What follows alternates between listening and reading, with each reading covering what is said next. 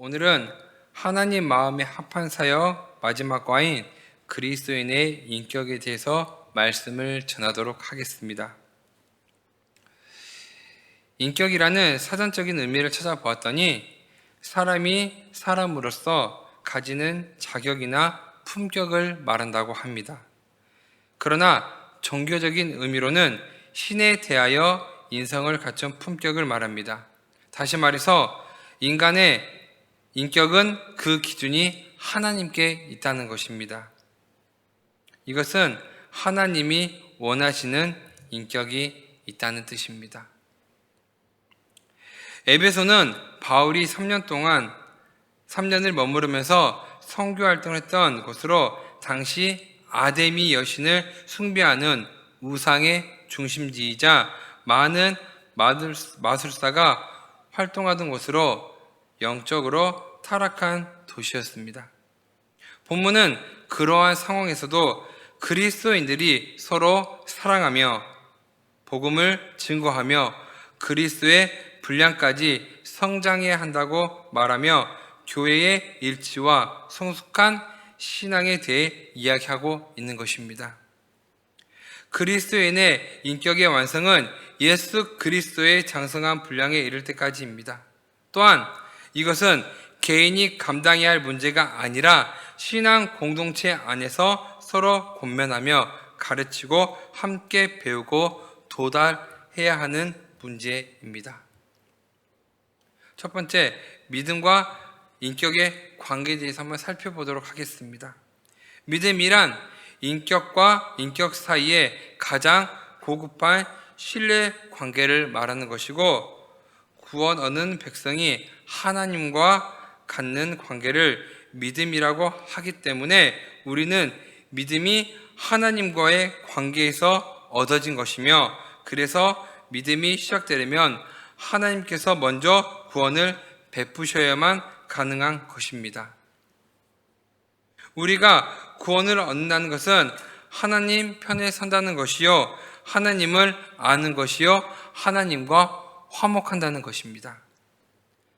이것은 하나님의 일방적이고 은혜로운 시작에 의해서만 존재한다는 것입니다. 따라서 믿음은 구원을 전제한다고 말할 수가 있는 것입니다.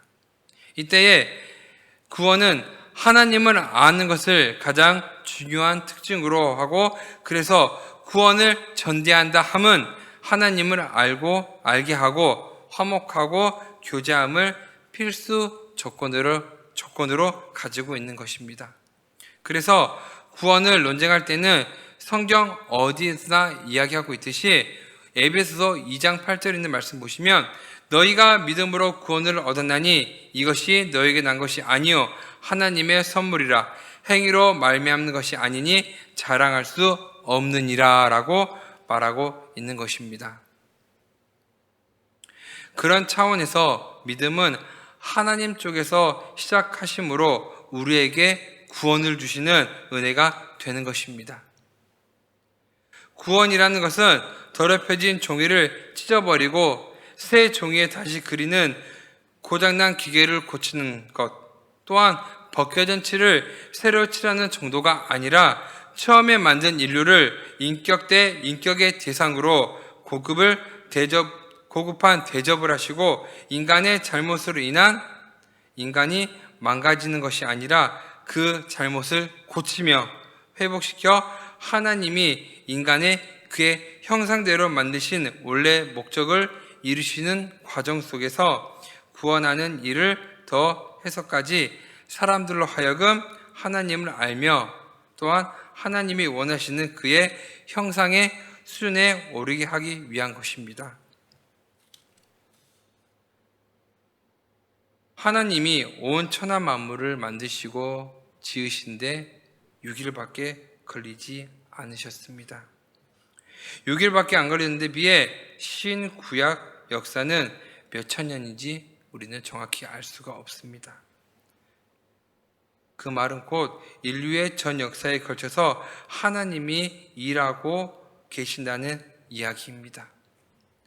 하나님의 자녀가 하나님을 닮아 장성한 자리에 가는 것은 구원의 완성이라고 하며 구원의 완성은 결국 믿음의 완성인 것입니다. 하나님을 아는 일과 하나님을 닮는 일에 우리는 믿음에 있어서 깊은 경지로 완성의 경지로 가는 것입니다. 이 모든 일의 시작이 하나님 한 분뿐이십니다. 하나님만이 어떤 분이신지 무엇을 좋아하시는지 설명하실 수 있고 나타낼 수 있고 요구하실 수 있는 것입니다. 하나님이 시작하실 수밖에 없고 우리는 언제나 이 기초 위에서만 우리의 반응과 열심을 책임져야 하는 것입니다. 하나님 앞에서 우리가 믿음이 없다고 얘기를 하지 못합니다. 구원을 얻었으면 믿음이 있는 것이기 때문입니다. 하나님이 우리를 찾아오셨고 대접하셨고 나타나셨기 때문입니다. 우리가 하나님을 바로 알기 때문입니다. 그 믿음 위에 어떻게 우리가 책임 있는 믿음과 장성한 믿음을 세우는가를 우리는 계속 살펴보고 더욱더 주님의 믿음과 신뢰를 우리가 믿으며 따라가야 합니다. 많은 사람들은 그들이 삶이 평탄하기 때문에 관념의 위를 즐기곤 합니다. 한 사람의 인격이 정당하게 평가되는 때는 그의 삶이 험준하고 불행해질 때입니다. 겉으로는 그리스도의 교훈을 따르는 것처럼 행동하면서 마음속으로는 돈으로 살아갈 수 있는 모든 사물을 하나님처럼 섬기는 사람이 있다고 우리가 한번 생각해 봅시다. 이러한 사람들은 장사가 잘 되고 번영할 때는 만족하며 행복한 삶을 즐기고 하나님을 사랑한다고 또 하나님을 찬양하곤 합니다.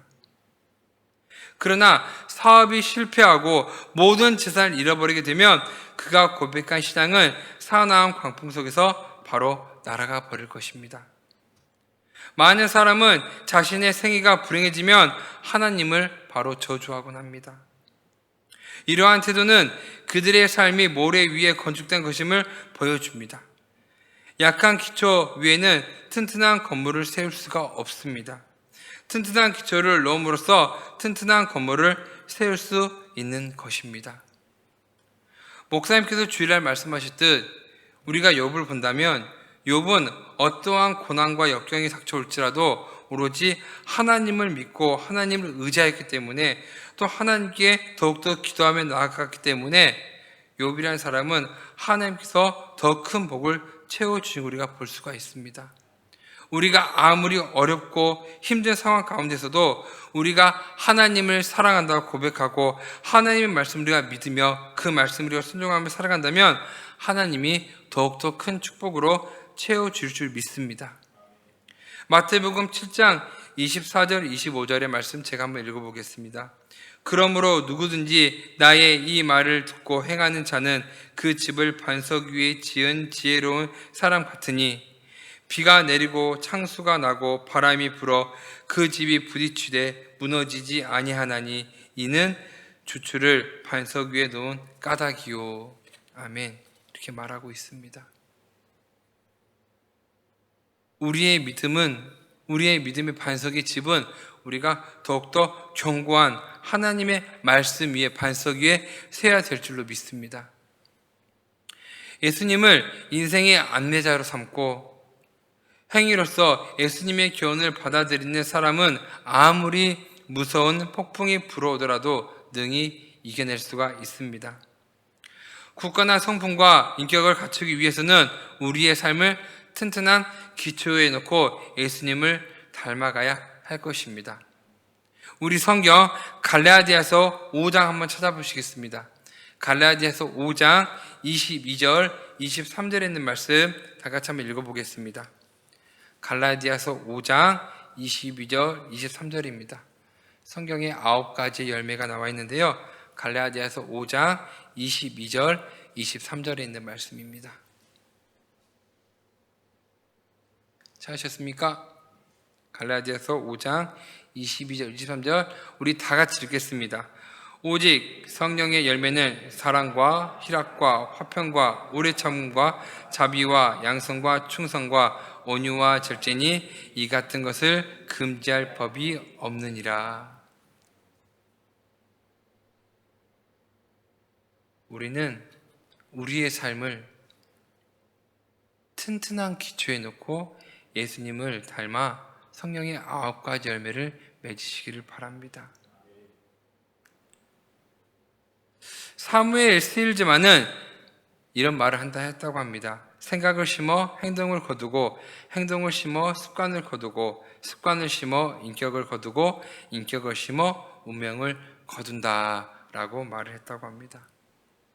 이것은 우리 기독교 교육의 주된 목적이 그리스도의 성품을 가지게 하는 데 있다고 말하고 있습니다. 우리가 그리스도의 인격과 성품을 닮아가기 위해서는 먼저 하나님의 말씀이 성경에 대한 지식에서부터 시작이 돼야 합니다. 성경 말씀에 대한 지식이 있어야 모든 사물과 사건을 하나님의 관점에서 보는 법을 배울 수가 있기 때문입니다. 하나님의 관점에서 보게 되면 모든 일에 대해 확신이 생기고 하나님의 목적과 계획을 이해하며 삶의 모든 것을 변화시킬 수가 있기 때문입니다. 디모데후서 3장 16절 17절 말씀 제가 한번 읽어보겠습니다.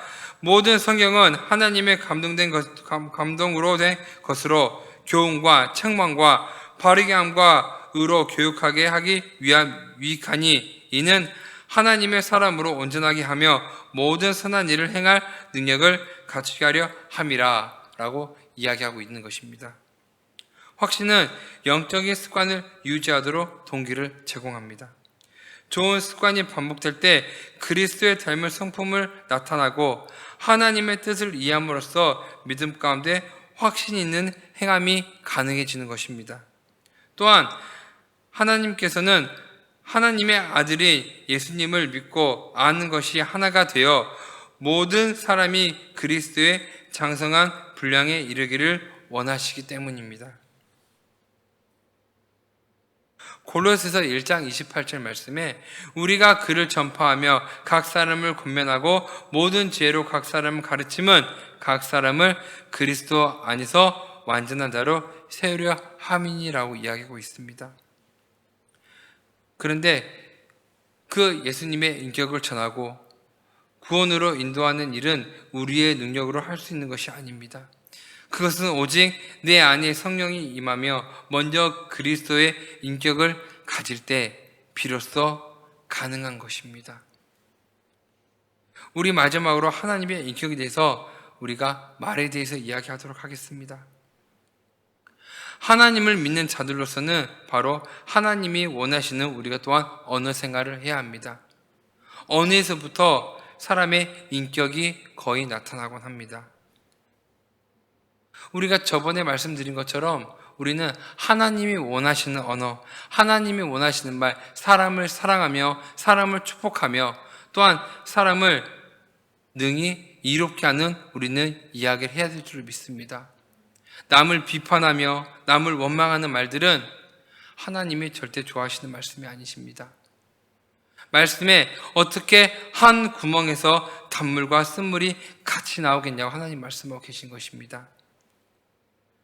우리가 교회에서는 사람을 사랑한다고 축복한다고 하나님께 기도하면서는 우리가 주님을 사랑한다고 하면서도 또한 우리 한편으로는 또한 우리가 약간만 잘못되고 우리가 잠깐만 실패하고 낙심하고 우리가 넘어진다면 하나님을 바로 우리가 욕망하며 욕하는 사람이 되어서는 안 될 줄을 믿습니다.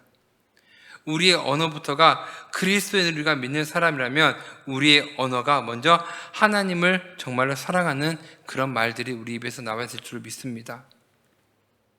눈도 2개고요, 귀도 2개고요, 콧구멍도 2개입니다. 하지만 우리가 입으로 말하는 입은 단 한 구멍입니다. 우리의 한 구멍인 입에서 항상 하나님을 사랑하며 축복된 말만 나오기를 주님의 축복합니다.